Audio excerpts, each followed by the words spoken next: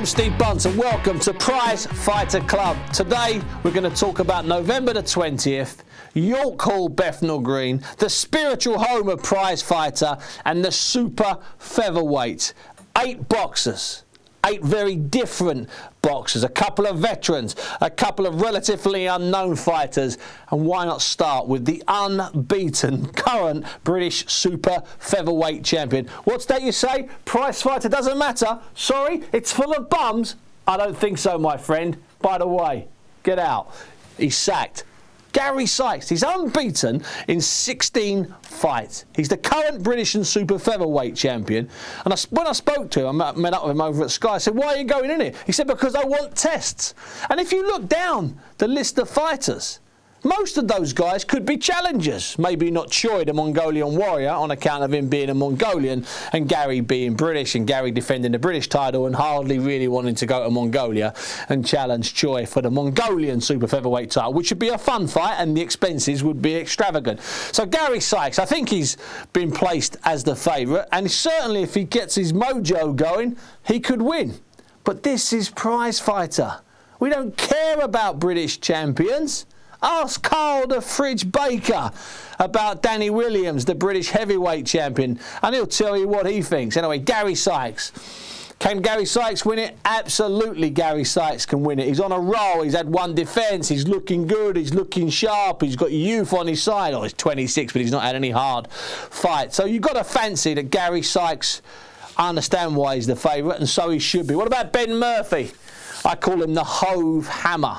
He wants to be known as Big Ben, but I explained at 5'5", Ben, you're really ripping the bottom out of it. And then he said, well, what about Little John? He wasn't little. Point proven. So if he wants to be Big Ben, he can be Big Ben. I'm going to call him the Hove Hammer. He's lost 3 of his 11, okay, but he's the classic kind of prize fighter. You know, he's a guy there. On paper, let's not lie. People will think that's an easy touch, Ben Murphy. No, because it's the Ben Murphys that fight out of their skin and create all the problem for the so-called favourites. So don't rule Ben Murphy having a bit of a run in the first round. However, by the semi-finals, the grade will step in, and that's when I think he'll be in trouble. Gary Buckland, okay, fought for the European title against John Murray. He's naturally big. He's strong, he fancies it, he's only lost 2 out of 20. I tell you what, he's a sneaky bet, Gary Buckland. I really fancy it. If he gets a half-decent start, I think he's got half a chance of moving through. And once we get to the semi-finals, we know that form... Hey, listen, between the two of us, once you get to the semi-final, form goes out the window. Stevie Bell, now talking to the boxers, the fighters fancy Stevie Bell. He hasn't fought for 11 months. But for at least 2 years, he's been talking about Prizefighter. He's been looking at it as a kind of retirement package. 32 grand for a night's work. 3 3-minute rounds. That's what he used to do as an amateur. He's told me he boxed twice before on the same day.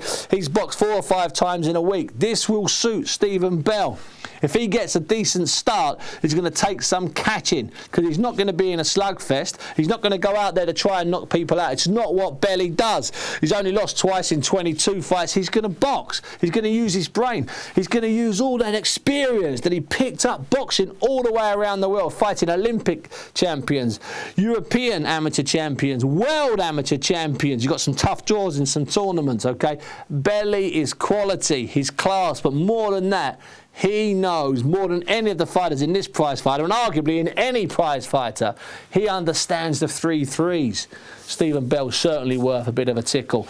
Gary MacArthur, prize fighter veteran, had a great run in the lightweight prize fighters, had an easy win first time out, then got beat by Stephen Burke. Stephen Burke, a terrific fighter who's now gone on to win some sort of Commonwealth title, if I'm not mistaken. And what I like about MacArthur is he knows his strengths. He's tall and he's a southpaw. And it's absolutely right. It often takes you a round or 2 to work out a southpaw. Well, in Prizefighter, that's too late, isn't it? You've lost the first round. You're almost out of the quarterfinals. No disrespect. You lose the second round of the quarterfinals, then you better be delivering a concussive punch, or you're going home for an early bath with just a couple of grand or 3 grand in your pocket. So Gary MacArthur, it's awkward. A lot depends. Excuse me. A lot depends with MacArthur on who he draws in that first round, because he could give anyone a problem. However, by the semi-final, I think a little bit of grade comes in. Or saying that, Gary MacArthur told me, everyone seems to be telling me, I'm name-dropping left, right and centre here. Gary MacArthur told me that he begged Tommy Gilmore, his manager and promoter, he begged Gilmore to let him in because Gary fancies this, says he can do the weight comfortably as well. What about Derry Matthews? Used to hold a version of the world title, the WBU. Dave, don't laugh and don't joke. Ricky Hatton held that title for about 7 years, and the whole of the press and 18,000 people filed into the MEN about 5 times a year and supported him defending a world title. Derry held the same version. He's lost a couple, had a bit of a break, comeback, says he's rediscovered his love of the game, rediscovered his form. He's with Oliver Harrison, the guy that helped shape Amir Khan, turned Amir Khan from very green-eyed teenage amateur into the pro that he is now. Although Oliver Harrison was sacked before Amir got sparked, that was down to the other trainer, another expert. Anyway, Oliver Harrison's been working with Derry Matthews, and Derry says he's in the best form of his life, not just physically, but mentally. I think Derry Matthews is a very awkward kid to be here because he's big, he's strong, he's been in a lot of fights with a lot of people over the years. I think he's worth a couple of quid. Scott Lawton, here's a kid. Big lightweight from Stoke. And what I love about Scott is people are talking about, oh, if I win Prizefighter, then I can go on to win something like Willie Casey did, wins Prizefighter, wins the European Super Bantamweight title. And then, of course, what about Gavin Rees, wins the light welterweight Prizefighter, then goes on just recently to win the British lightweight title, okay? But you know what Scott Lawton's talking about? He's not talking about going on to riches. He's saying, I need the 32 grand now. I'm fighting for the money. How refreshing is that? A boxer looking you in the eyes and say, no, listen, it's not about the glory or revenge or the crowd's adulation. Those are all beautiful little side dishes. I want the big one. I want the big, fat, hairy steak that is the cash pile. That's what I like about Scott Lawton. Can Scott Lawton upset all of them? He can. He's a big boy. He's another one of those guys that's fought at lightweight. I think 4 or 5 of these guys have had good, serious fights at lightweight. He's tall. He's strong. I think he's a real tough kid to meet first time round. I don't think there's any weak links in this lineup. I think there's certain guys in this lineup might come through the quarterfinals and then struggle in the semi-finals when guys like Stevie Bell have found their eye, or when guys like Gary Sykes have really found their eye. That's the way I'm looking at it. And then finally, the Mongolian warrior, Choi. He's been so desperate to be involved in Prizefighter. He's offered to take part in just about any weight since it started. I mean, he wanted to fight Marty Rogan a couple of years ago. That's just the way he is.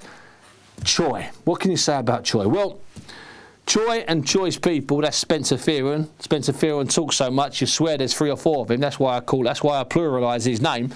They've been saying, give Choi a chance, give Choi a chance. We can do Super Bantam, they said. Listen, we'll send him on holiday to Magaluf. He'll come back, he'll do lightweight, he'll do super middle. No, we've got Choi the weight, the royal we. We've got Choi the weight, super feather. But listen, let's not beat around the bush. He's 39 going on 40.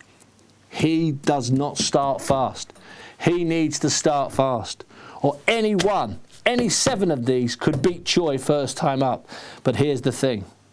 Once we get past the quarterfinals, once Choi has started to sweat, and once all of Choi's fans draped in the wolf skins, yes, wolf skins, they're Mongolian for God's sake, not from Macclesfield, they've got all these wolf skins hanging over them with wolf heads coming down between their eyes. It's quite sensational.